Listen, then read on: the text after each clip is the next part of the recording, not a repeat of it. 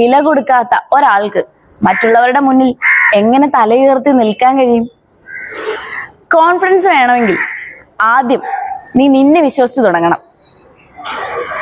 ഇനി നിങ്ങൾ ചോദിക്കും, കിച്ചു ഈ പേടി അങ്ങോട്ട് മാറുന്നില്ലല്ലോ എന്ന്.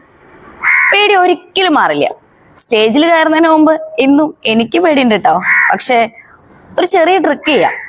നിങ്ങളുടെ ഉള്ളിലെ പേടിയെ ഉത്കണ്ഠ എന്ന് വിളിക്കാതെ ആവേശം എന്ന് വിളിച്ചു നോക്കൂ. പേടിയെ അതിന്റെ പേര് മാറ്റി വിളിക്കുമ്പോൾ നിങ്ങളെ തളർത്തുന്ന പേടി നിങ്ങളെ തള്ളുന്ന ഇന്ധനമായിട്ട് മാറും. നോക്ക്, പെർഫെക്റ്റ് ആകാൻ കാത്തിരിക്കുന്നവൻ കാത്തിരുന്നു കൊണ്ടേയിരിക്കും. നമ്മുടെ ആദ്യത്തെ വീഡിയോ മോശമായിരിക്കും, നമ്മുടെ ആദ്യത്തെ പ്രസംഗം അബദ്ധമായിരിക്കും, നമ്മുടെ ആദ്യത്തെ ചുവട് പാളിയേക്കാം. പക്ഷെ ആ പാളിച്ചകളാണ് നമ്മുടെ ആത്മവിശ്വാസത്തിന്റെ അടിത്തറ. കണ്ണാടിയിൽ നോക്കി ഞാൻ പുലിയാണെന്ന് പറയുന്നതല്ല കോൺഫിഡൻസ്.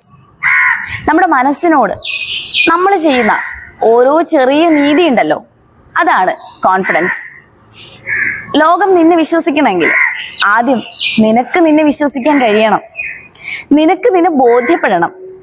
നീ നിന്റെ വാക്കിന് വില കൊടുക്കാത്തവനാണെങ്കിൽ ലോകം നിനക്ക് എന്ത് വില തരാനാണ്? വീഴുമ്പോ ചിരിക്കുന്നവരെ നോക്കി പേടിക്കണ്ട.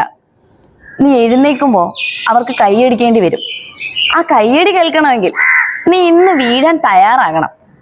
ആത്മവിശ്വാസം ആരും ദാനമായിട്ട് തരുന്നതല്ല, അത് നിന്റെ ഓരോ ദിവസത്തെയും അധ്വാനം കൊണ്ട് നീ തന്നെ കൊത്തിയെടുക്കുന്നതാണ്. അതുകൊണ്ട് ഇറങ്ങുക, പൊരുതുക, ജയിച്ചു കാണിക്കുക. ഈ പറഞ്ഞ കാര്യങ്ങളിൽ ഏതെങ്കിലും ഒന്ന് നിങ്ങളുടെ ലൈഫിൽ ഇന്നു മുതൽ പരീക്ഷിക്കുന്നുണ്ടെങ്കിൽ എങ്കിൽ മാത്രം എസ് ഒന്ന് കമന്റ് ചെയ്യുക.